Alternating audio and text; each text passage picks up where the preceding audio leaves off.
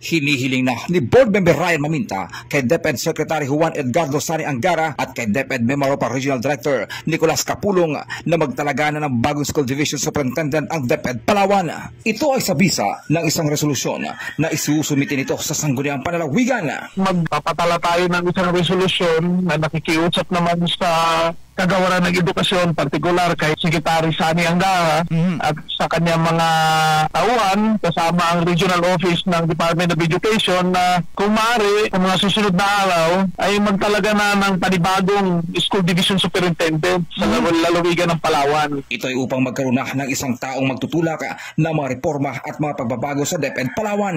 Na magtutulak ng mga reforma at magtutulak na magpapatupad ng mga kaukulang pagbabago para sa ating Division Office. Ayon pa kay Board Member Maminta, hindi naman ito sa panghingialam sa DepEd pero naging parte na ang Sangguniang Panlalawigan at ang provincial government sa pagbibigay ng mga panawagan upang mabago ang mga maling sistema sa naturang kagawaran, partikular sa probinsya ng Palawan. Hindi naman sa panghingialam ito pero napasama na tayo sa Sangguniang Panlalawigan at yung pamahalang panlalawigan para sa panawagan ng mga pagbabago dyan sa ating kagawaran ng edukasyon, partikular sa Division ng Palawan, kasi sa mga isyong binasangkutan ng institusyon at ng mga namumuno dyan. Kaya para sa epektivong reforma, respeto, integridad at moral na may malasakit para naman sa pagpapatupad ng mga pulisiya at programa ng kagawaran, naniniwala ang bukal na kinakailangan ng magtalaga ng bagong SDS ng DepEd Palawan. Respeto,